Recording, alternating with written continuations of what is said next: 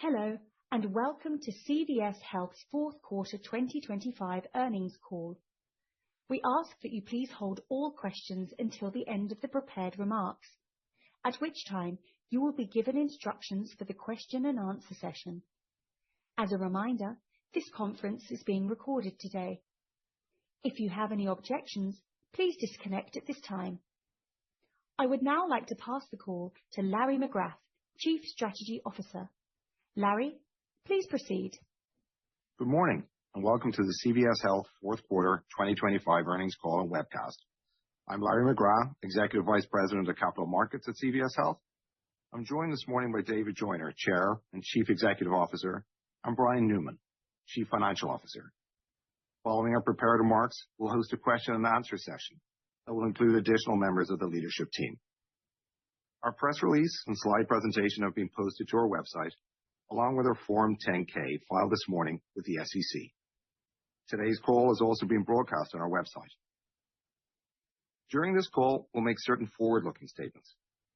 Our forward-looking statements are subject to significant risks and uncertainties that could cause actual results to differ materially from currently projected results. We strongly encourage you to review the reports we file with the SEC regarding these risks and uncertainties, in particular, those that are described in the cautionary statement concerning forward-looking statements and risk factors in our recent SEC filings, including in our annual report on Form 10-K. During this call, we'll use certain non-GAAP measures, and you can find a reconciliation of these non-GAAP measures in this morning's press release and in the reconciliation document posted to the investor relations portion of our website. With that, I'd like to turn the call over to David. David? Thank you, Larry, and good morning, everyone. I want to start today by recognizing that 2025 was a meaningful year of progress for CVS Health.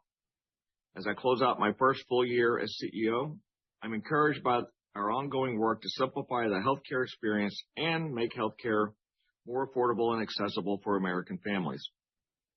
However, the healthcare experience is still not where it needs to be. Our leadership team and our 300,000 colleagues work hard every day to make it better and to realize our ambition of becoming America's most trusted healthcare company. I'm also proud of our progress, strengthening our operations and driving improved financial performance.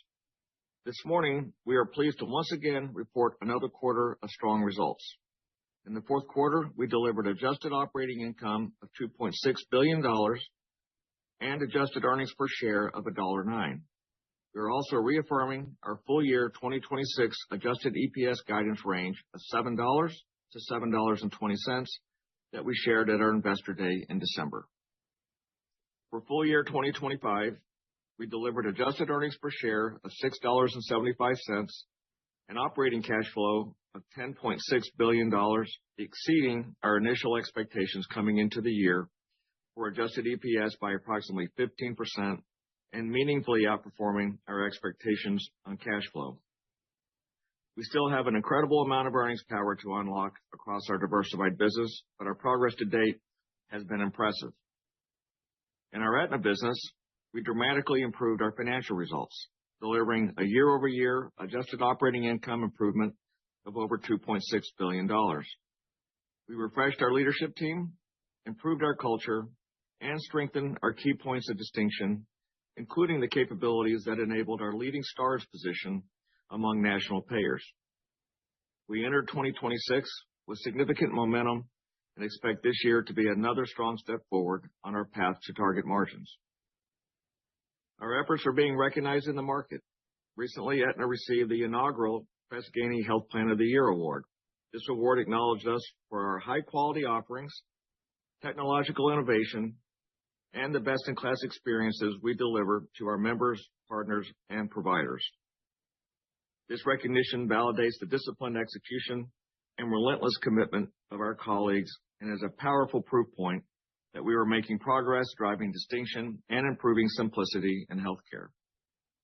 Before I highlight some of the successes in our pharmacy businesses, I want to spend a moment on the 2027 Medicare Advantage Advance Rate Notice. The proposed rate simply does not match the level of medical cost trend in the industry.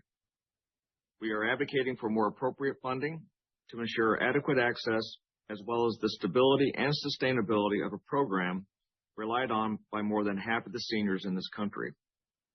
While the advance rate notice is disappointing, our commitment to margin recovery at Aetna is unchanged. We remain laser-focused on improving margins in our Medicare business while ensuring we have a sustainable and compelling product offering. We strongly believe the Medicare Advantage program delivers better outcomes at lower costs when compared to the traditional fee-for-service model. At CVS Health, we have multiple capabilities focused on serving MA members, collaborating with their health plans, and supporting the Medicare Advantage program overall. We support CMS's desire to align diagnosis to encounters with medical professionals. We see the value of these encounters every time one of our Signify clinicians enters the home of the more than 3.5 million consumers we serve each year. Signify plays a critical role in providing increased access to provider-led health evaluations, particularly to members in rural areas or those who may have barriers to office visits. These in-home visits include all the components of a typical annual wellness visit, in addition to capturing the social aspects of a member's health. Through these encounters, we are also able to facilitate connections back into the healthcare system to close gaps in care. Last year, our providers supported over 500,000 of these reconnections, including nearly 100,000 urgent escalations.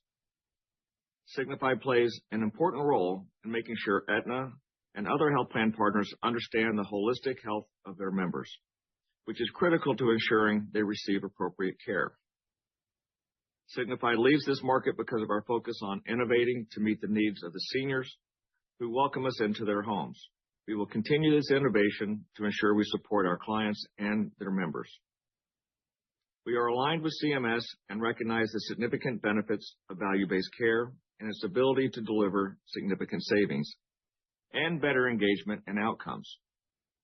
While Oak Street Health represents a relatively small portion of our enterprise today, we are focused on thoughtfully expanding the number of patients we serve. We have taken steps to position ourselves for a more sustainable and attractive business over the long term, and we will continue making leading models like Oak Street's available to more seniors. Turning to our pharmacy businesses, we've made significant progress in 2025. The value proposition of Caremark and our pharmacy services businesses is more important today than it ever has been. Branded drug manufacturers continue to increase prices and put untenable strain on the U.S. healthcare system. Brand list price increases have outpaced inflation by an average of 4% per year since 2012. And so far in 2026, branded manufacturers have made more than 750 drug price increases, adding $25 billion of cost to the healthcare system, with no added value. Our relentless pursuit of driving savings and delivering the lowest possible net cost to our clients and their members is a critical check on the monopolistic tendencies of branded drug manufacturers.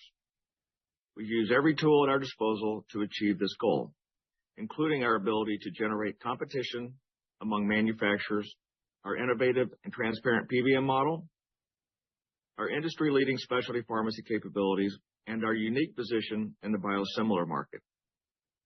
Our offerings are resonating with new and existing clients who rely on us to manage the pharmacy benefit and partner with us to achieve their goals. Caremark's priorities have remained consistent, and this business has been adapted to client needs and market dynamics. This includes regulatory changes, and our perspective here is clear. We support legislation that does not impact our ability to create competition in the supply chain. We also support legislation that creates greater transparency for all stakeholders, including consumers, and enables savings to be seen directly at the pharmacy counter. We believe the recent regulatory changes impacting the commercial market are manageable, particularly given the timeline for implementation. The changes are closely aligned to where we believe the industry needs to go and to the core principles of our true cost model. We have been moving in this direction since we announced True Cost in December of 2023 and hope this legislation will lead to greater adoption of this model. This legislation will accelerate transparency and puts the focus back on what matters most in the market, ensuring patients access the right medicine at the lowest possible cost and delivering superior experiences. Caremark consistently evolves to respond to our clients' needs and drive changes in the market.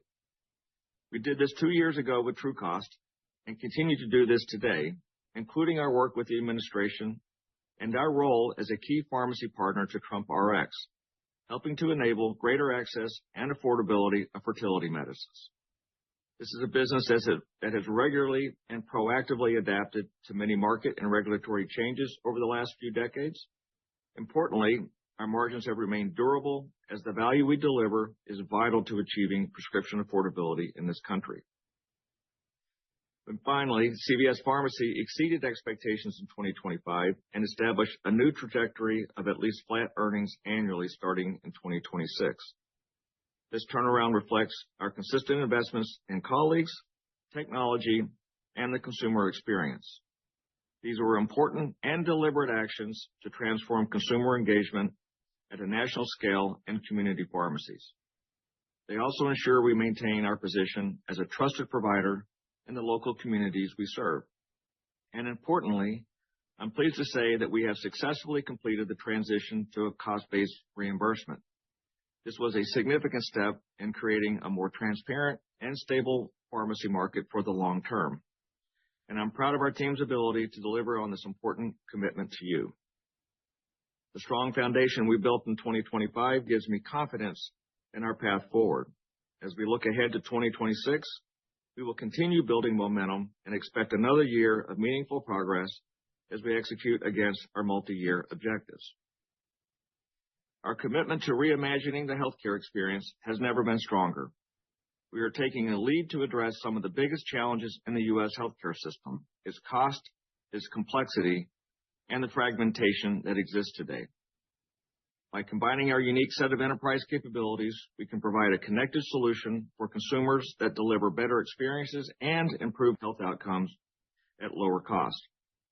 Aetna members who have a combined medical and pharmacy offering have lower medical costs. And Aetna members who consistently use CVS Pharmacy have higher medication adherence and lower ER utilization. Through the combination of Cordavis, Caremark, and CVS Specialty, we are able to seamlessly transition share to low-cost biosimilars. Our Humira biosimilar strategy allows us to drive 96% adoption of a low-list price biosimilar, with more than 80% of the members paying $0 out of pocket. This ultimately created more than $1.5 billion in savings for our clients and their members. These are strong examples of the value we can deliver with the power of our combined enterprise. We continue to focus on improving connectivity between our businesses, using technology to support greater interoperability and facilitate a common experience which will ultimately make healthcare easier to navigate. By creating consumer engagement points and greater connections across our unique and impactful collection of capabilities, we can help improve consumer trust, lower costs for members and clients, and better support the professionals who dedicate their lives to making people healthier. All of us, as consumers of healthcare, are experiencing the same growing affordability pressures that have been escalating for decades. To address this, we need to collectively have a transparent and honest dialogue about what is and what isn't driving up healthcare costs. Brand drug manufacturers raise prices. Hospitals raise prices. CVS Health lowers costs and drives affordability. We create competition and negotiate with providers and drug manufacturers, which directly lead to lower costs for consumers.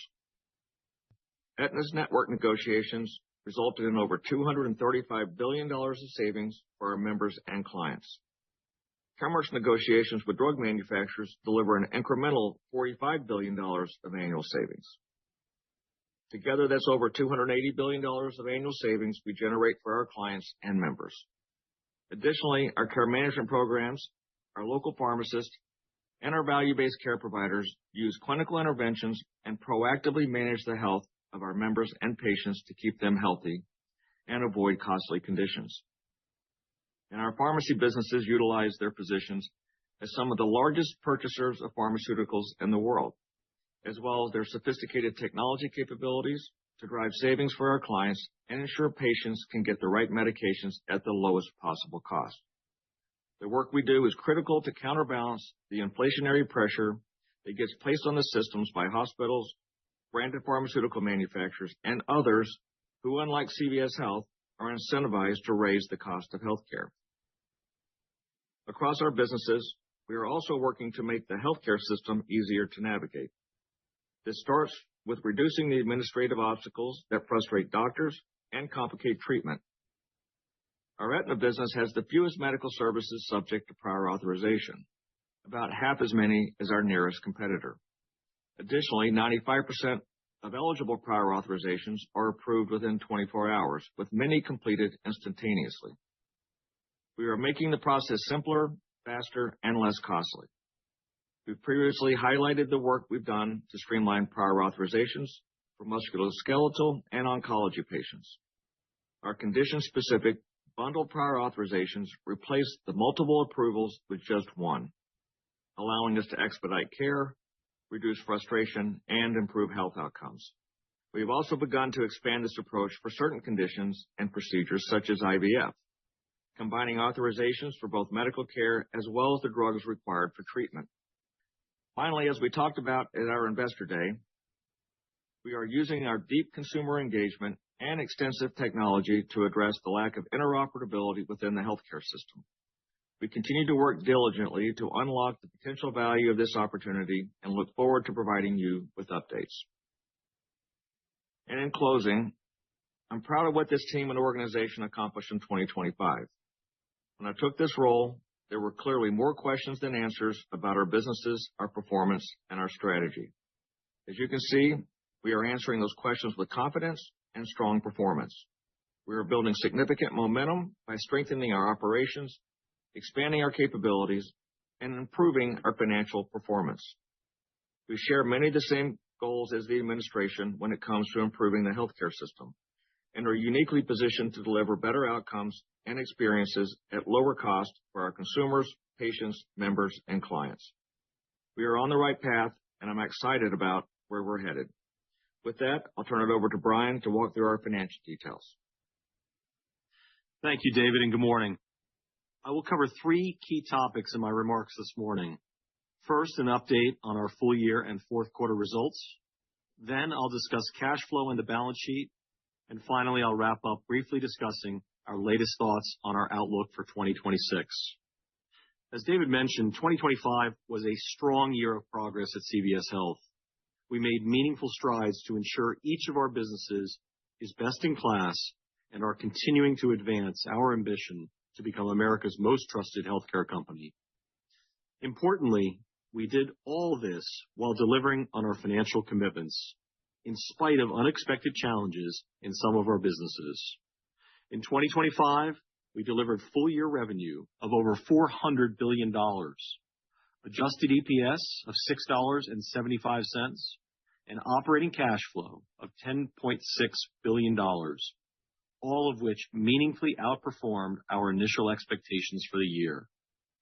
This is a direct result of the various actions we took to strengthen our operations and drive improved performance in 2025. Turning now to fourth quarter results, specifically, we ended the year with another strong quarter. We generated over $105 billion of revenue, an increase of over 8% over the prior year quarter, driven by growth across all operating segments.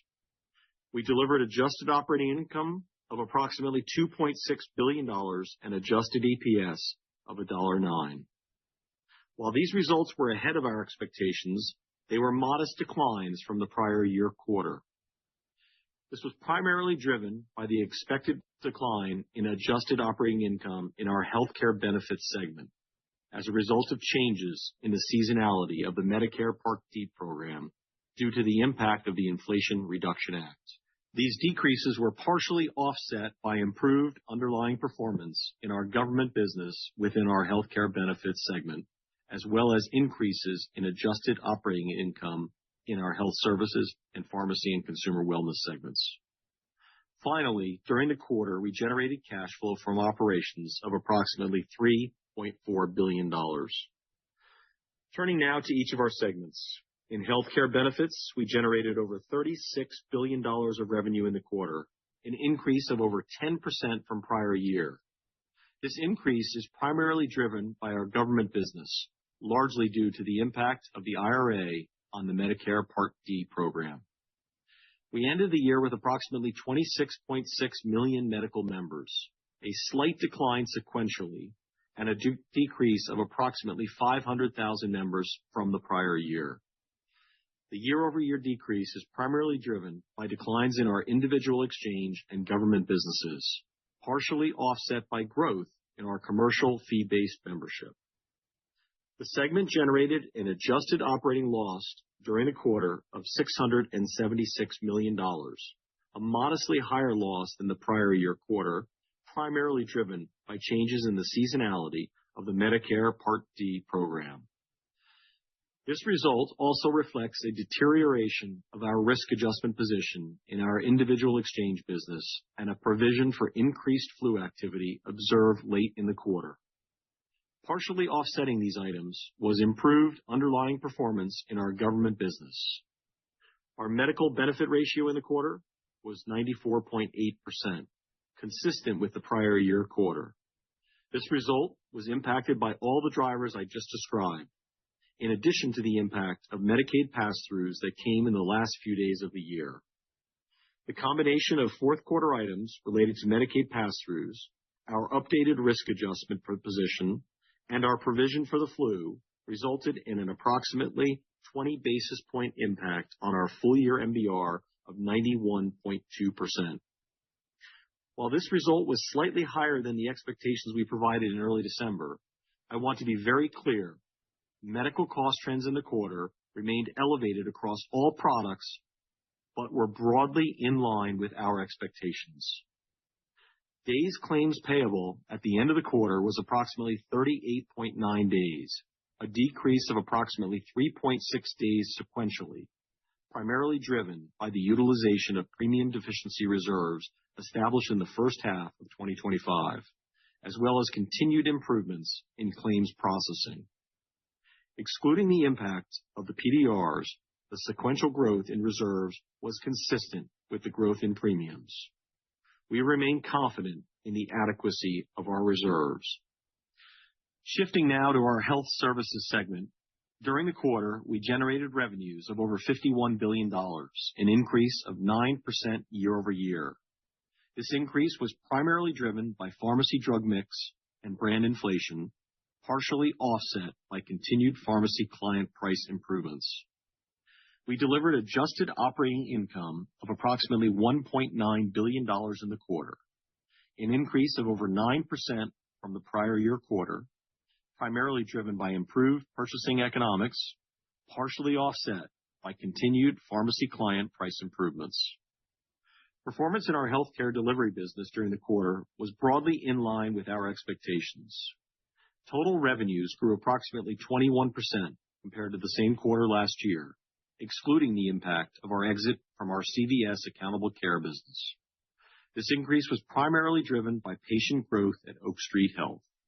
Our pharmacy and consumer wellness segment delivered another strong quarter to close out a strong year. We generated revenues of nearly $38 billion, an increase of over 12% versus the prior year quarter, primarily driven by pharmacy drug mix and increased prescription volume, including incremental volume resulting from the Rite Aid transaction. These increases were partially offset by continued pharmacy reimbursement pressure and the impact of recent generic drug introductions. On a same-store basis, total revenues increased 16% in the quarter. Same-store pharmacy sales grew over 19% compared to the prior year quarter, driven by pharmacy drug mix and a nearly 10% increase in same-store prescription volumes. Same-store front-store sales increased 50 basis points versus the prior year quarter. Our retail pharmacy script share in the quarter grew to over 29%, supported by our continued focus on delivering superior customer experiences, which drove organic growth, as well as the contribution from the Rite Aid transaction. We generated adjusted operating income of over $1.9 billion, an increase of nearly 9% from the prior year quarter, primarily driven by increased prescription volume and favorable drug mix. These increases were partially offset by continued pharmacy reimbursement pressure and increased investments in the segment's colleagues and capabilities. On a full-year basis, we delivered over $6 billion of adjusted operating income, an increase of over 4.5% from the prior year. As David mentioned, this result reflects our continued focus on service and operational excellence, as well as intentional investments in colleagues and technology to support the consumer experience. These actions have enabled us to solidify our position as the best-run national pharmacy in the country over the last few years. As we discussed at our Investor Day in December, we view the underlying drivers of this improved performance as durable, which led us to revise our long-term annual earnings outlook for this business to at least flat going forward. Shifting now to cash flow in the balance sheet, in 2025, we generated cash flows from operations of approximately $10.6 billion. This strong result includes the receipt of certain payments at the end of the year that were previously expected in early 2026, as well as continued focus on working capital efficiencies. We distributed over $3 billion in dividends to our shareholders in 2025 and ended the quarter with approximately $2.8 billion of cash at the parent and unrestricted subsidiaries. Our leverage ratio as of year-end 2025 was approximately 4 times, a meaningful improvement from the prior year, primarily driven by our strong financial performance in 2025. We expect to drive further improvement in our leverage this year as we continue to improve enterprise earnings. Shifting now to our outlook for 2026, as David and I both discussed at our Investor Day in December, we are focused on delivering on our financial commitments. Our guidance philosophy is predicated on reflecting thoughtful and credible targets while simultaneously striving to identify and execute on opportunities to deliver outperformance. It also includes our commitment to clear communication. These are the principles we used when issuing our initial 2026 guidance at the end of last year and are what you can expect as we move forward. Today, we are reaffirming our guidance for full year 2026 revenue of at least $400 billion, as well as our expectation for full year 2026 adjusted EPS in a range of $7 to $7.20. We are encouraged by the strength of our results as we closed out 2025 and by our momentum as we start this year. While medical cost trends remain elevated, our experience in 2025 is supportive of our trend assumptions underlying our guidance. We are also pleased with how we completed the Medicare Advantage annual enrollment period, with our enrollment coming in modestly down, which was in line with our expectations. We are updating our outlook for full-year cash flow from operations to at least $9 billion. This reflects the impact from certain payments that shifted from 2026 into late 2025, as well as the persistence of underlying outperformance. Cash generation has long been a strength of this enterprise, and our position continues to improve as we make progress unlocking our embedded earnings power.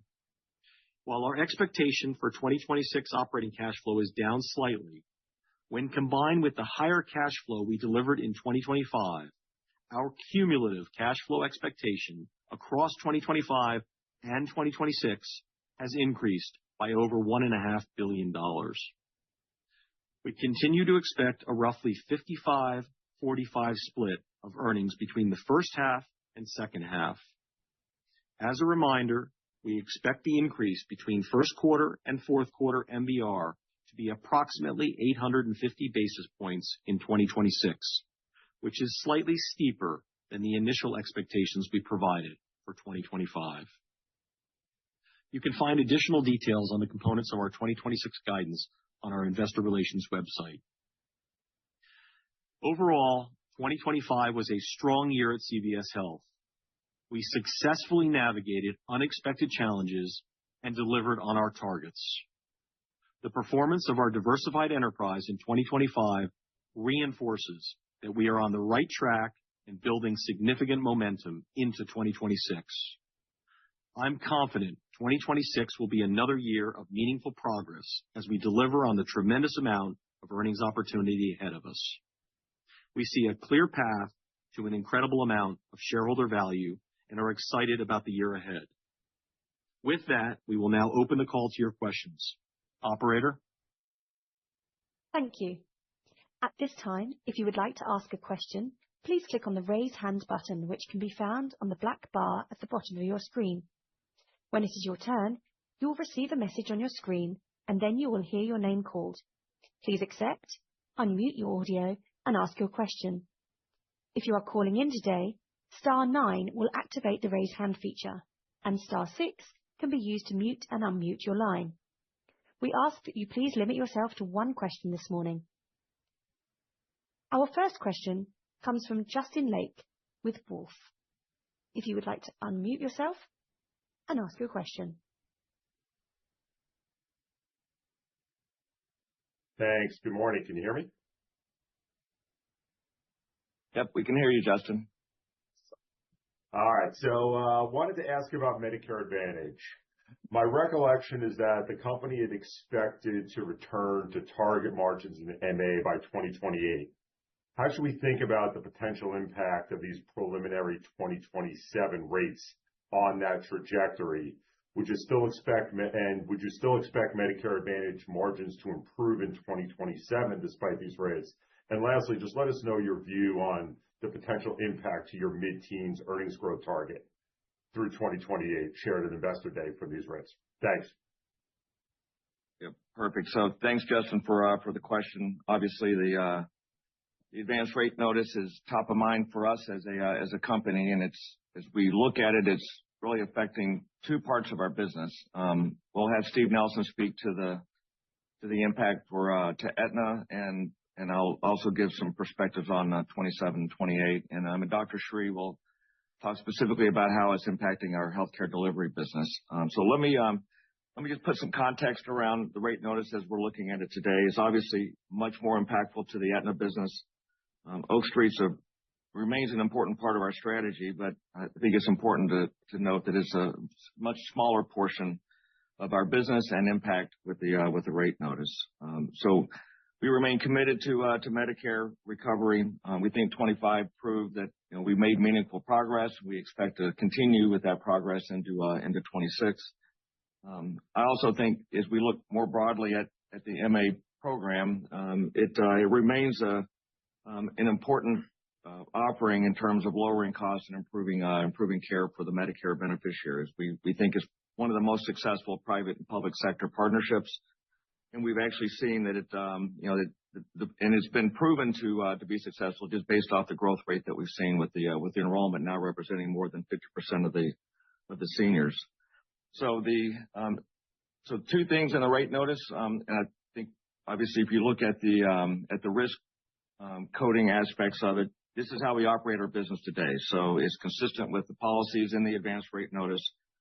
We actually supported the documentation aligned with the encounters, and we're pleased to see that the in-home provider assessments have been maintained. That said, we obviously don't believe that the rates are sufficient that reflects the current medical costs. And so that's where the advocacy and what Steve will speak to. So I think the most important question that you ask is while it's disappointment in terms of what we've seen is the preliminary rate for 27, we're committed to the Aetna margins, and that commitment remains unchanged. And we do not see this impacting our long-term enterprise guide that we provided in December during the Investor Day.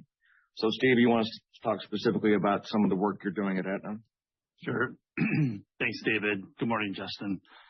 So I'm just going to echo what David said. The advance rate notice, those rates signal rates that are simply not adequate based on the trends in the medical costs that we've seen.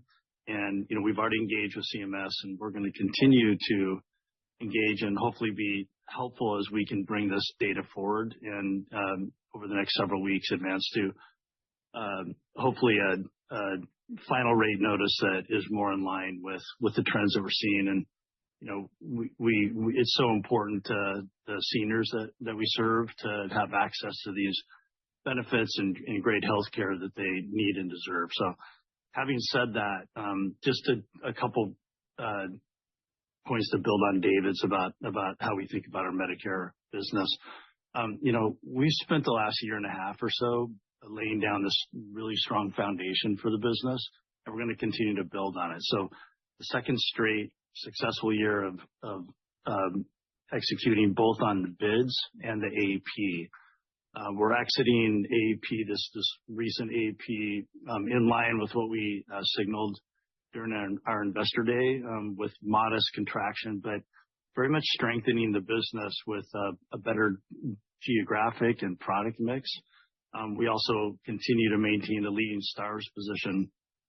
So, this business is going to advance towards its recovery to target margin in 2026.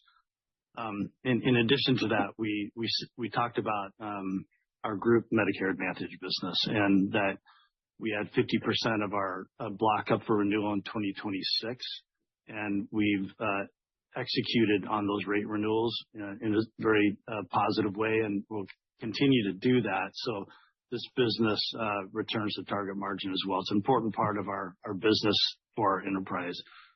So all in all, great progress, and we're going to continue to build on that momentum. So specifically about 2027, the strategy, David said it, but I'll say it again, it remains unchanged. We are going to build on the momentum in 2026 and continue to drive the Medicare business back to target margins. We take a leading stars position into 2027.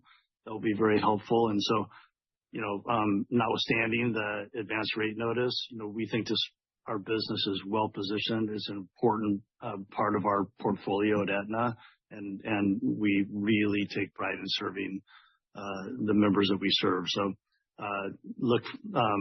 we have confidence in the outcome and our ability to drive the business forward. Great. Sri? Thanks, David.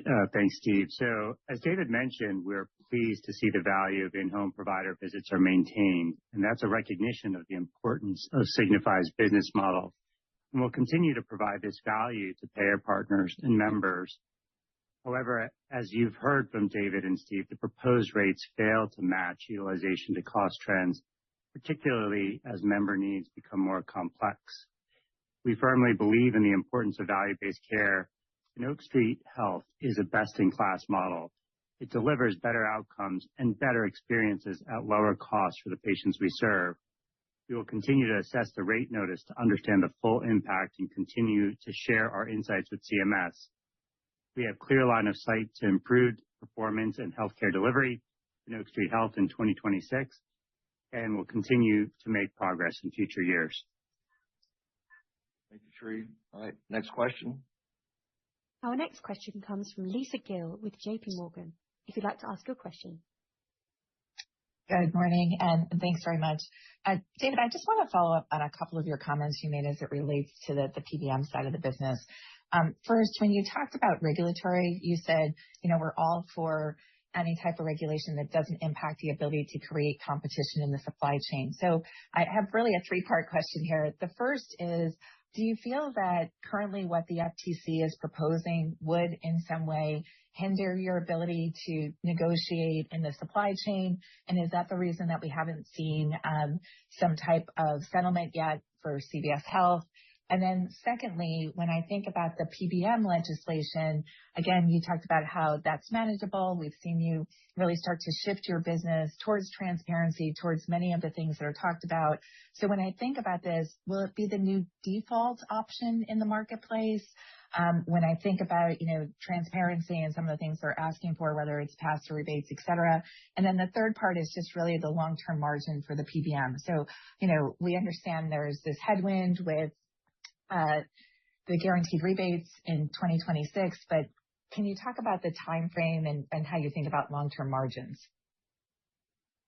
Yeah, thanks, Lisa. And let me try to take each one of those separately. And let me think it's important to start with the long-term margin profile. And you've been and you've watched this industry for some time now, and we've had a long history of adapting to both changing client needs and a variety of different market dynamic changes. And we've seen come through over the years is that we've been able to consistently earn what I believe are fair margins for the value the PBM delivers. That's not going to change with any of the things that you've seen presented. The PBM value, we believe, still stays intact.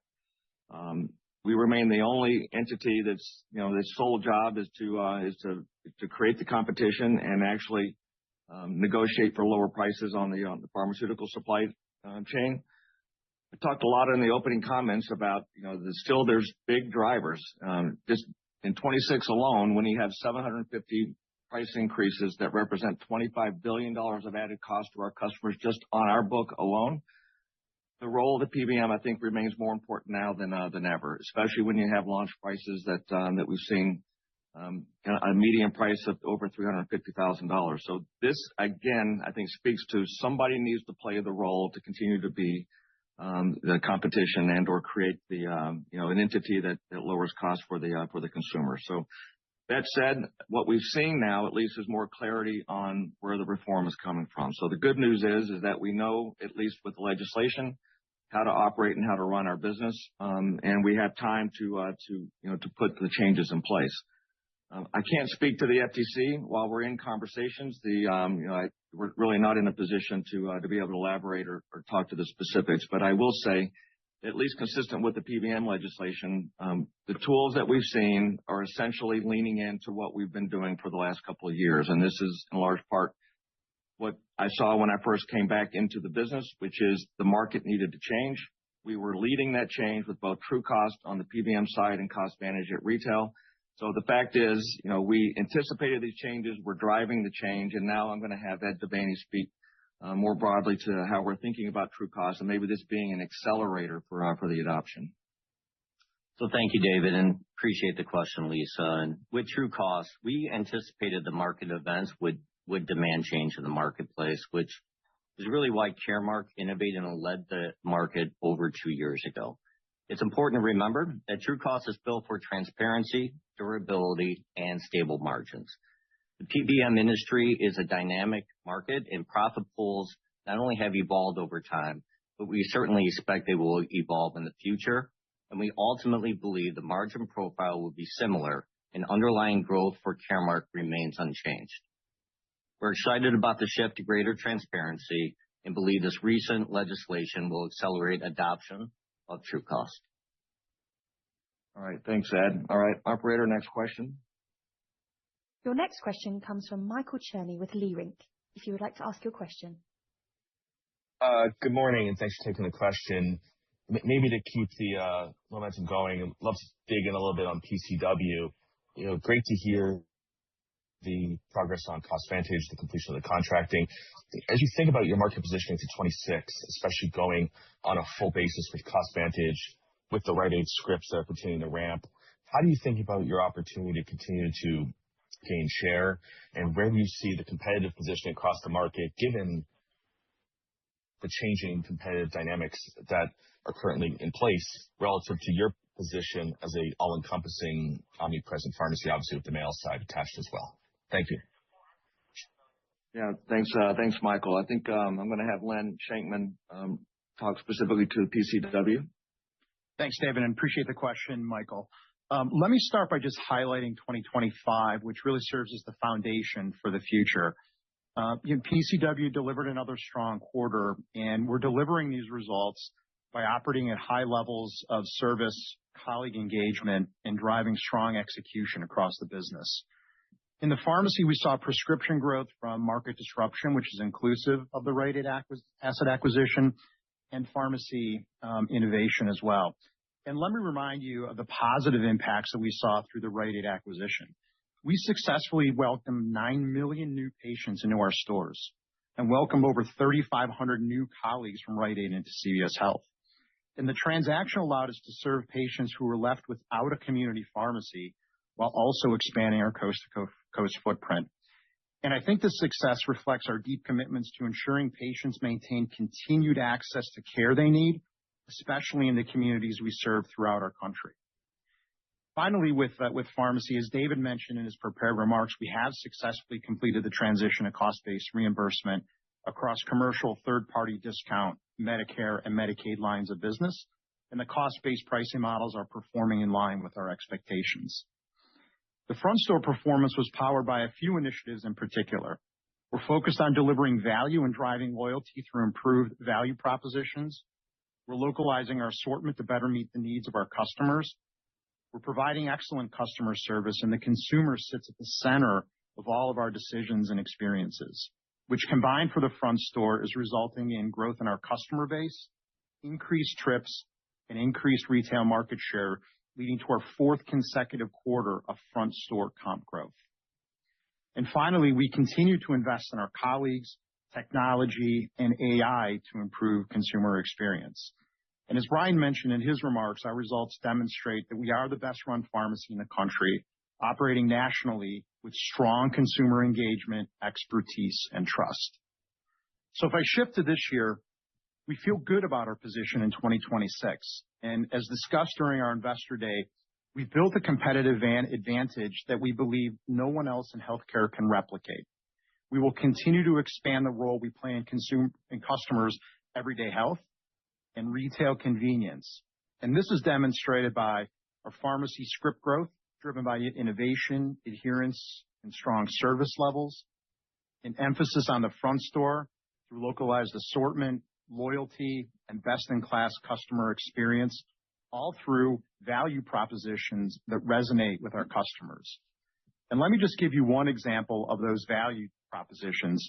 We recently made a decision to reduce prices on products such as milk in thousands of our stores to provide our customers with affordable options for everyday essentials. And finally, as I mentioned, we remain focused on efforts to drive operational efficiencies with technology and AI. We fundamentally believe healthcare is best delivered locally in the community. It's best delivered by trusted, caring, and tech-enabled colleagues. And retail customers desire freedom to shop and engage in a way that's most convenient for their busy lives. Yeah, thanks, Len. And maybe just one additional point. While cost management is important in terms of the stable and durable, profit margins in the business, I think what you hear Len saying is that our investments in the consumer and the experience, and both in terms of how our colleagues support, as well as the technology and also the assortment, the things that Len talks about, we will be the consumer-based healthcare company in this country. And I think in large part because of the work that we're doing within our retail stores. So thanks for the question, Michael. Next question, operator. Our next question comes from Andrew Mok with Barclays. If you'd like to go ahead and ask your question. Hi, good morning. Your medical membership was revised up 200,000 members, even though AEP results were described as being consistent with prior expectations. Can you help us understand the drivers behind that change? And relatedly, what are your expectations for commercial group and ASO membership and any potential implications for commercial rebate dynamics? Thanks. Yeah. So Steve, you want to take that question, please? Sure. Morning, Andrew. Hey, so on respect to our commercial membership, we serve about 18 million members. It's the highest membership level that we've served in the last decade, actually. And so this is a strong business for us, and it remains strong. I think the overperformance and growth that we saw in 25, and then as we will continue to grow in 26, it's a result of better than expected retention and just the innovative products and the approach that we're taking with these very sophisticated purchasers of healthcare, offering leading technology and solutions that they've been looking for. It's resonating with them, and so really pleased with the results there and the advancement we're making in the commercial business. Fully insured remains pressured just due to the disciplined pricing approach. We're going to continue to be really disciplined in our pricing across all parts of this business, but that's been more than offset by growth in the self-funded business. So continue to be well positioned. Aetna has been a brand that's long been associated with product innovation. and clinical innovation, and we're getting back to that. And as David mentioned in his prepared remarks, really, really proud to be honored by Press Ganey, acknowledging the innovative work we're doing around member experience and reducing friction there. And then the engagement we've had with our provider partners, again, plays out really well in terms of just reducing the friction, but also lowering the total cost of care. So I'm pleased with how the commercial business is performing and confident about the ability to continue to advance that. Great. Thanks, Steve. All right, operator, next question. Our next question comes from Elizabeth Anderson with Evercore, if you'd like to ask your question. Hi, guys. Good morning. Thanks so much for the question. I was wondering if you could comment in a little bit more detail about sort of Medicaid rates. How are you thinking about how those are coming in versus your expectations for 2026? Anything changes in terms of acuity versus rate mismatch, either positive or negative on that side? Thank you. All right, Steve, another question for you. Sure. No, thanks. Look, the Medicaid business has been performing in line with our expectations. We had really strong year of rate advocacy execution in 2025, and we're going to continue that focus and discipline there. And as we enter 2026, again, I think we're off to a strong execution start.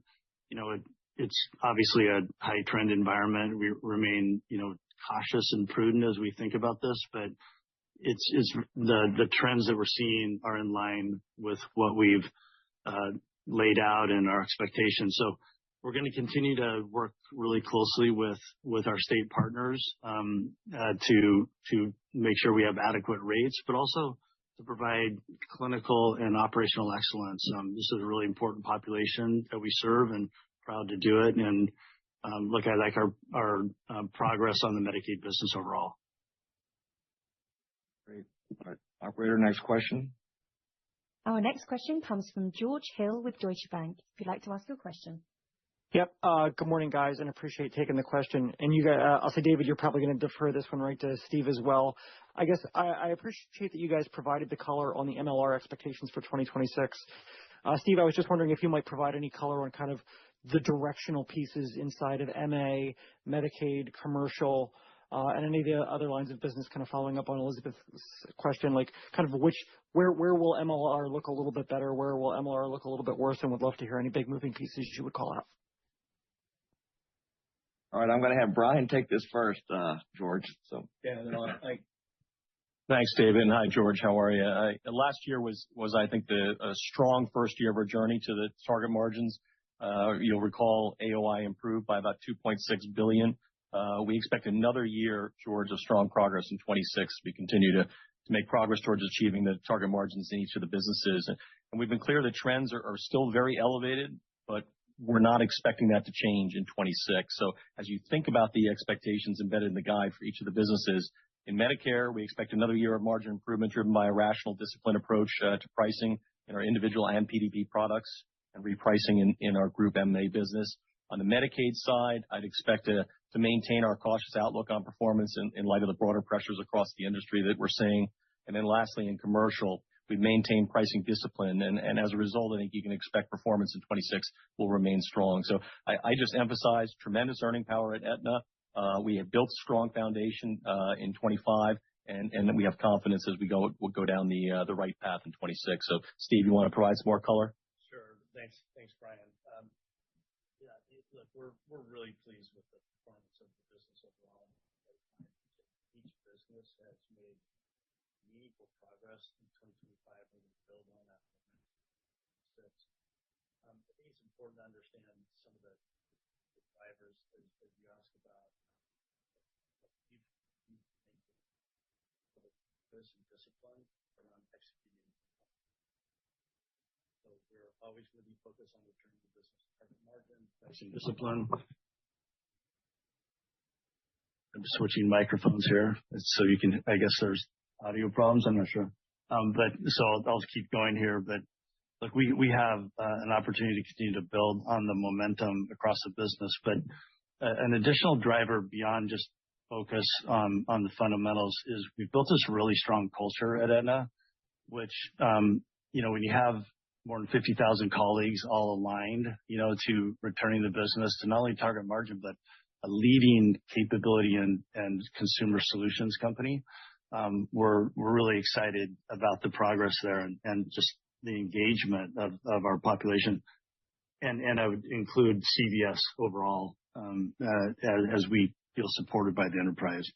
So, we have a lot of passion around the competitive capabilities, better navigation, better advocacy, and better partnerships with the provider. So we're going to continue to build on the momentum and return the business to target margins. And there's a lot of drivers that are, beyond just the focus on the fundamentals. Perfect. Thanks, Steve. All right, operator, next question. Our next question comes from Erin Wright with Morgan Stanley. If you'd like to ask your question. Great, thanks. So on the technology investment side, you highlighted a lot of this at Investor Day, but can you break down a little bit more what some of those incremental investments are in 2026? Is there any sort of lumpiness to this that we should think about in terms of the quarterly progression of EPS and highlight some of those advancements or efficiencies gained from some of those investments? Thanks. Okay, that's a great question, and I'm going to have Brian kick it off on the investments, and then have Prem speak a little bit to where we are currently with the open platform. Yeah, thanks, Aaron and David. AI, as you heard from us, it's being utilized across the enterprise, and we had the opportunity at Investor Day to highlight some of these examples and the way we're changing how we work, Aaron. I think we're trying to change the experience we're able to provide in the healthcare system. So we're using AI to reimagine the healthcare experience, putting the consumer at the center, and to ensure each business is best in class. It's helping us with our cost and growth goals, allows us to reinvest in product innovation, including the open engagement platform, which Prem and Tilak talked about at Investor Day, and hopefully enabling us to lead health services and technology from a corporate perspective. So still early days, but we see an incredible amount of opportunity to leverage the tools that we're investing in and connectivity. It'll both drive savings as well as accelerate growth. Prem, do you want to provide a little color on what you're saying? Sure. Thanks, Aaron, for the question. And we're incredibly excited by the prospect of our announcement at Analyst Day with the open engagement platform.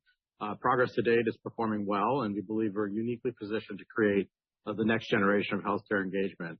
If you think about some of the things that Len said earlier and David said, we have over 185 million consumers that engage with us across CVS Health every year. We have the best run pharmacy in our local footprint across the 9,000 community pharmacy destinations we have. And we have a really important trusted brand and a loyal set of customer bases that we can leverage and really engaging them inside of their health. We also have a unique set of existing capabilities that we've proven cross-business integration across Aetna, Caremark, and retail, that we're extremely excited about kind of bringing that to market as we go forward. We continue to engage in productive conversations with potential partners across a diverse range of the healthcare ecosystem participants, and we strongly believe we can unlock the power of that connection with consumers and drive greater engagement in healthcare, improve the quality of healthcare, and lower overall total cost of care. We plan to report our new product launches as well as partnership announcements in the coming quarters, and we're looking forward to bringing you guys all along our journey over the course of 2026. Perfect. Thanks, Prem. Aaron, thanks for the question. So, operator, we have time for one more question. Our final question comes from Ann Hynes with Mizuho. If you'd like to ask your question. Yeah, great. Thank you. We couldn't hear Steve in the beginning of George's question, so I might re-ask that a different way. Can you just tell us where you ended in the health insurance business, where you ended from a margin perspective in each subsegment, what's embedded in guidance for 2026 from a margin perspective, and then maybe what trend was in each subsegment and what you're expecting it to be in 2026? That'd be great. Thanks. Okay, thanks, Ann. I'm going to have Brian talk more broadly about the margins and the trends, but not by product. So thanks very much for the question. And as we think about the margins by business, I think you can expect Medicare to be another year of margin improvement. We think that's driven by a rational, disciplined approach to pricing in our individual and PDP products and repricing of the group MA business. From a Medicaid perspective, maintain a cautious outlook on the performance in light of the broader pressures across the industry, and finally in commercial, I think maintaining pricing discipline as a result. Steve, maybe you can share some of the color that was muted on your microphone earlier. Sure. Sorry about that. I'm not sure. We switched microphones, so hopefully you can hear me now. But I was just highlighting that, we maintain a real disciplined focus around the fundamentals of the business, and that has contributed to the success. We expect, as Brian said, progress in the Medicare business as we continue to strengthen that, and that will be a meaningful driver of margin improvement overall at Aetna, not just in 2026, but I believe in 2027 as well. We expect stable margins in our Medicaid business. We're off to a good start, and cautious about the high trend environment, but it's in line with our expectations, and the commercial business is strong. And we continue that to perform well, even in the midst of this very dynamic high trend environment. We maintain a pricing discipline, but bringing compelling products and capabilities and solutions to our sophisticated purchasers. But I would just highlight too the underlying culture of our team and how they've come together to drive, kind of from a transaction mindset to this consumer solutions mindset. And it's resonating with our customers and our members. So really proud of that. And so, look, we're going to continue to strengthen the business and drive towards target margins, and really like the momentum we're seeing as we head into 2026. Yeah, thank you, Steve. And thanks everyone for your questions. I think Steve closed with the right, with the right focus. We are a consumer-based healthcare company, and this is occurring across all of our businesses. And I'm incredibly proud of the results that we delivered in 2025. Also very bullish on the momentum that we're carrying into 26. So I just want to thank again the 300,000 plus colleagues that are actually delivering the work day in and day out to serve the consumers. I'm also proud of the work that we've done to make healthcare more affordable and accessible for American families. I do believe that CVS Health, through our unique position in healthcare and our connections with millions of Americans in their communities, is best positioned to simplify healthcare, one person, one family, one community at a time. So thank you for joining our call. Thank you for joining CVS Health's fourth quarter 2025 earnings call. This concludes today's conference call. You may now disconnect.